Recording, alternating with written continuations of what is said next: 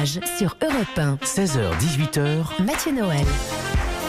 Tous les psychologues vous le diront, le 52e jour de confinement est un tournant. Plus qu'un tournant, un point de non-retour. Car devant l'impossibilité de vous concentrer sur votre travail tout en gérant vos mioches, vous avez fini par déléguer la gestion du plus petit au plus grand.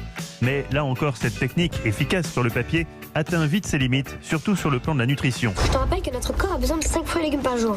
C'est une sucette, fraise, banane, pomme, poire, pastèque. Ça fait 5 fruits.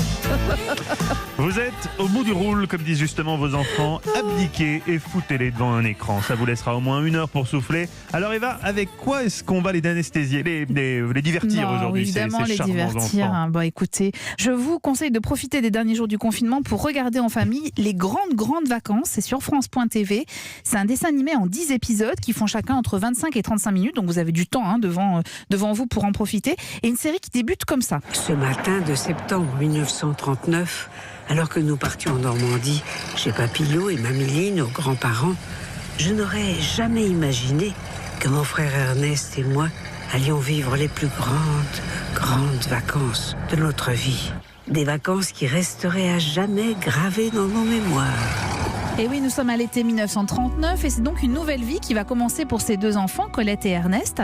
Ils vont pas vivre un confinement, mais 4 ans à la campagne en Normandie auprès de leurs grands-parents, 4 ans loin de la guerre. Les grandes vacances, c'est une grande réussite. Le dessin, le scénario, l'émotion qui se dégage des personnages et puis évidemment le contexte historique, parce que comment expliquer aux enfants une telle période, c'est quand même compliqué, vous voyez. Alors grâce aux deux héros, en fait, ils arrivent en partie en tout cas à s'identifier et puis à mieux comprendre les petits et les grands événements de la Seconde Guerre mondiale.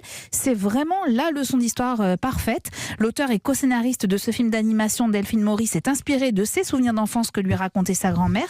Et puis elle a également recueilli une vingtaine de témoignages de personnes qui ont grandi pendant la guerre.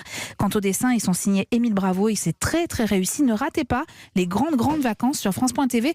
Vous pouvez prendre le temps parce que le dessin animé sera disponible encore pendant 2 ans. Donc aucun problème pour le regarder tranquillement. Comme ça, si jamais, par malheur, le confinement devait durer 2 ans, eh bien nous aurons tout le temps pour regarder votre programme du jour, Eva. Il faut voir le bon côté des choses.